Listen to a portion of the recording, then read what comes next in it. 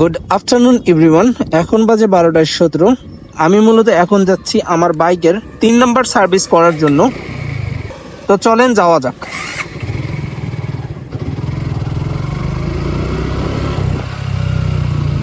আমার গিয়ার উঠতেছে না। তো সার্ভিসিং এর জন্য তারা সার্ভিস বুকে একটা ডেট দিয়ে দেয় অথবা কিলোমিটার লিখে দেয় যে এত কিলোমিটারে আপনার এত কিলোমিটার সার্ভিস। আমাকে তারা দিয়েছিল 5,000 কিলোমিটারে 3 নম্বর সার্ভিস। তো আমি এখন সেটাই নিতে যাচ্ছি। সম্ভবত তারা সার্ভিসের আগে ফোন দেয়, দিয়ে বলে যে আপনার 3 নম্বর সার্ভিস আছে অথবা 2 নম্বর সার্ভিস আছে, কিন্তু আমাকে তারা এখন পর্যন্ত ফোন দেয়নি। তবে আমি তারপরেও যাচ্ছি, কারণ আমার 5,000 কিলোমিটার হয়ে গেছে, আপ হয়ে গেছে। আর তাছাড়া মূলত কালকে হঠাৎ করে আমার ক্লাস লিভারটা একদম ঢিল হয়ে গেছে। আমি গাড়িটা স্পিডিং করতে পারতেছি না, আমার গিয়ার বক্সটাও হার্ড হয়ে গেছে কালকে হঠাৎ করেই। এখন আমার মনে হচ্ছে ক্লাসের জন্যই হয়তো এমন সমস্যাটা আমি পাচ্ছি। ক্লাসটা লুজ হয়ে গেছে। আমি যদি ক্লাস ধরি আর পিক আপ ছেড়ে দেই, তারপর আমার গাড়ি যাচ্ছে।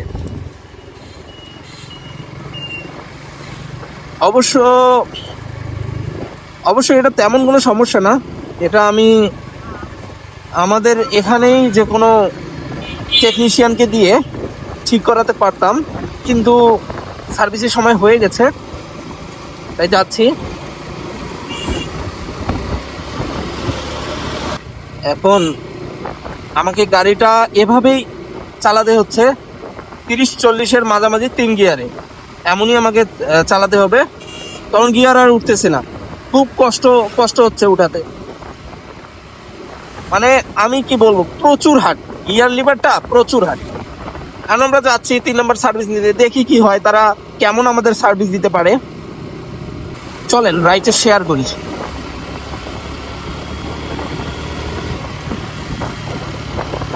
আজকের আবহাওয়াটাও অনেক সুন্দর, মৃদু রোদ আর বাতাসও আছে। বাতাস থাকলে রোদটা সেরকম গায়ে লাগে না, তবে আমার কাছে এরকম আবহাওয়াই ভালো লাগে সব থেকে। গাড়িটাকে হসপিটাল নিয়ে যাচ্ছে।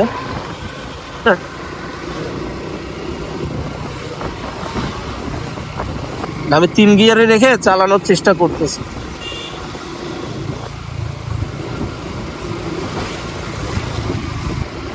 আমি কেন যেন বুঝি না, হেলমেটটা আমি যখন মাথায় দেই তার আগে আমার মানে সব ঠিকঠাক থাকে, হেলমেট যখন আমি মাথায় দেই তারপরে আমার মাথা চুলকানো শুরু করে।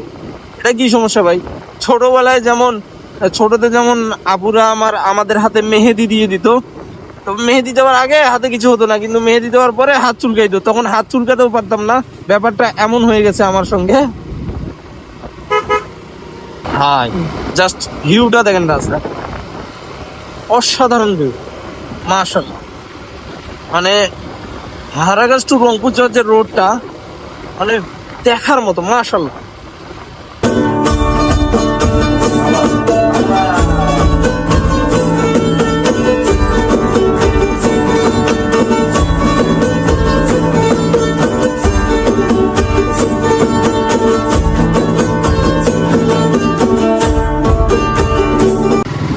মানে আমি কেন যেন বুঝি না, আমার গাড়ির সামান্য কিছু সমস্যা হলে আমি থাকতে পারি না, আমি ঠিকভাবে মানে চালায় ওটা মজা পাই না। হ্যাঁ, মানে আমার গাড়ির সামান্য কিছু হইলে আগে আমাকে ওটা ঠিক করতে হবে। আমার মানে মানে মনের ভেতর শুধু খুঁতখুঁত চলে। আমরা মূলত শহর ঘুরে গেছি, এখন যাচ্ছি শোরুমের উদ্দেশ্যে। এই রাস্তাটা অনেক চওড়া। এসে গেছি উদয় মোটরসের সামনে, এখানে অনেক পুরাতন বাইকের শোরুমও আছে। আপনারা যারা পুরাতন বাইক নেবেন এখানে আসতে পারেন, এখানে অনেক শোরুম আছে পুরাতন বাইকের। এই দেখেন, আমি স্টার্ট দেওয়ার ক্লাস ধরছি তারপরেও গাড়ি যাচ্ছে, ক্লাস ধরছি তারপরেও গাড়ি যাচ্ছে। আমি সার্ভিস সেন্টারে ঢুকবো। ভাই একটু আসেন।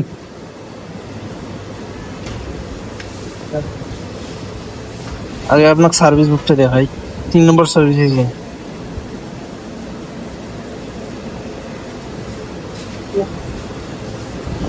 হ্যাঁ 5,000 প্লাস হয়েছে।